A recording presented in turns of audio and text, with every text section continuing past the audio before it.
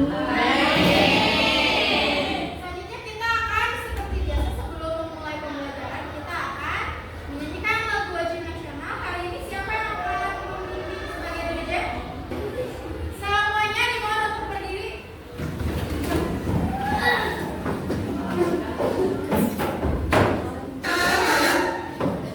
Satu, dua, tiga.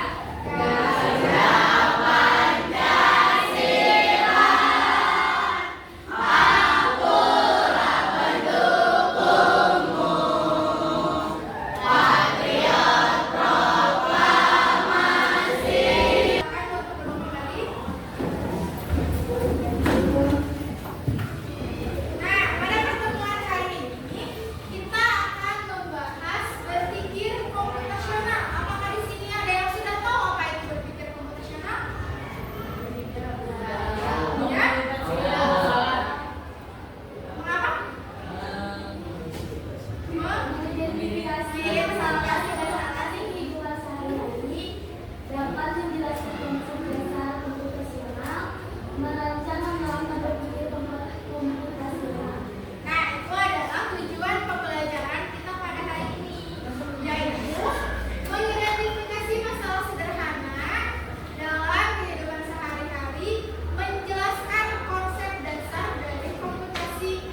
Nah, berpikir komputasional itu betul ya yang tadi disebutkan oleh Naila. Kalau kita itu akan belajar tiga capaian pembelajaran atau tiga tujuan pembelajaran pada hari ini.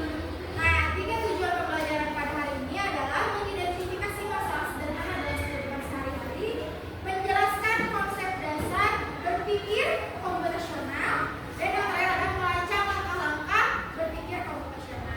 Nah, berpikir komputasional itu apa? Ada yang sudah tahu? Nah, berpikir komputasional itu adalah berpikir seperti komputer. Nah, kalian akan menunjukkan atau melihat beberapa hal apa sih kita sebagai manusia, bagaimana caranya sehingga berpikir seperti seorang komputer. Nah, kita akan melihat terlebih dahulu ada video singkat yang akan kita tayangkan. Apa saja sih yang termasuk dalam kehidupan sehari-hari yang mencakup berpikir komputasional dan apa yang disebut dengan berpikir komputasional. Pengenalan computational thinking. Hai teman kece, coba tebak apa artinya computational thinking atau berpikir komputasional? Adakah yang bermata jeli dan melihat kata komputasional di sini? Jadi mungkin ada hubungannya dengan komputer ya? Iya, betul sekali. Jempol buat kamu yang sudah menebak dengan benar. Berpikir komputasional adalah proses berpikir untuk menyelesaikan masalah dengan efektif dan efisien. Dalam ilmu komputer, proses berpikir ini dilakukan sebelum mulai menulis coding atau pemrograman.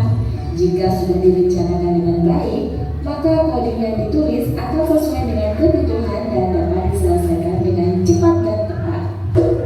Menghadapi masalah kompleks kehidupan di masa sekarang dan masa depan ini mirip seperti merencanakan coding yang sudah dibahas sebelumnya.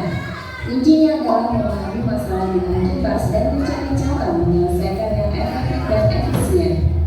Nah, kalau begitu, bagaimana agar kita bisa berpikir komputasional? Sekarang kita bahas ya 4 landasan dari berpikir komputasional. Yang pertama, dekomposisi. Dekomposisi artinya membagi masalah kompleks ke bagian yang lebih kecil agar mudah diselesaikan. Yang kedua, pengenalan pola. Artinya mencari kesamaan dan pola di antara bagian-bagian masalah kompleks yang sudah dipecah. Yang ketiga, abstraksi. Artinya fokus pada informasi yang penting saja, mengabaikan detail yang tidak diperlukan.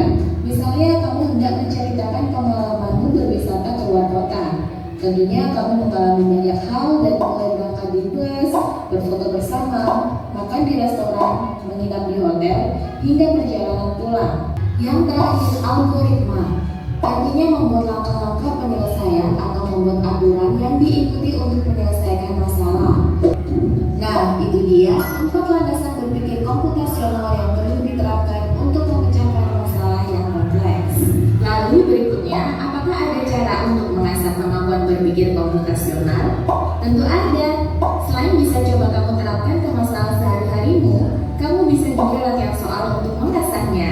Misalnya, gurumu akan memberikan soal-soal computational thinking di mata pelajaran matematika, bahasa Indonesia, dan IPAS dalam kurikulum mereka. Selain itu, kamu bisa ikut tantangan bebas Indonesia juga. Yuk coba simak satu contoh soal computational thinking. Dalam bis studi wisata, ada 3 kelompok anak yang akan diantarkan ke 3 tujuan berbeda. Bis berhenti pertama di restoran, lalu hotel, dan terakhir di museum. Hanya ada satu tempat penyimpanan koper di samping bis, yang hanya bisa dibuka dari satu pintu. Sopir bis ingin mengatur koper-koper penumpang hingga mudah dikeluarkan. Bantu supir bis menentukan urutan memasukkan koper-koper itu ke dalam tempat penyimpanan. Pertanyaan, koper kelompok anak yang mana yang dimasukkan terakhir? A. Anak yang ingin pergi ke museum. B. Anak yang ingin pergi ke restoran. C. Anak yang ingin pergi ke hotel. Atau D. Yang manapun boleh.